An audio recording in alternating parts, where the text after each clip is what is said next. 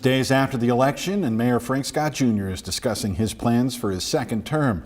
Thanks for joining us tonight at 6. I'm Rolly Hoyt. And I'm Faith Woodard. THV 11's Ian Russell sat down with the city's first black mayor in his first televised interview since Tuesday night's win. Ian, he has a full plate in front of him. Yeah, that's right, guys. Well, we talked about a lot of different things, the good and the bad there, as Mayor Scott heads into his next 4 years leading Little Rock. And while there may be things he's proud of from those first 4 years, he says there's even more work to do in the next 4. A couple days out from the election now. Obviously, you won.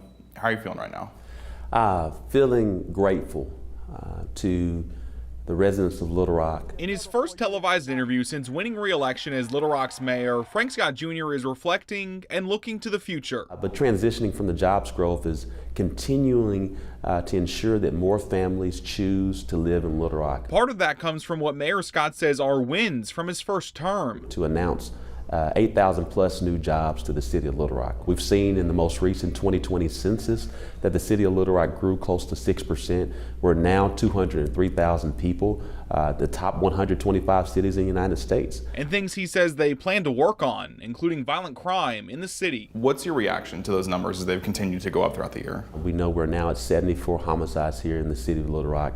One homicide is one too many.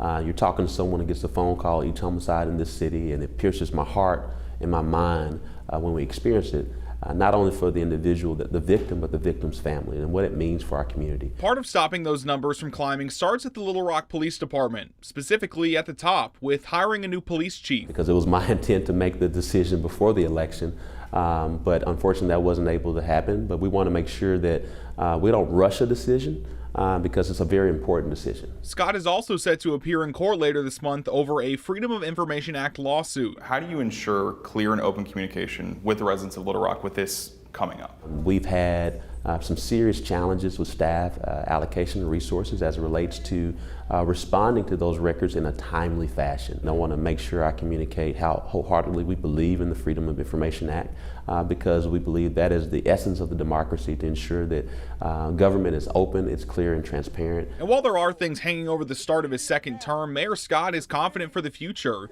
He says he may not have had every voter's confidence in this election, but he wants to grow as one Little Rock. We truly are a catalyst for the New South and a premier city, and we're very excited about it, and it's all because of each of you.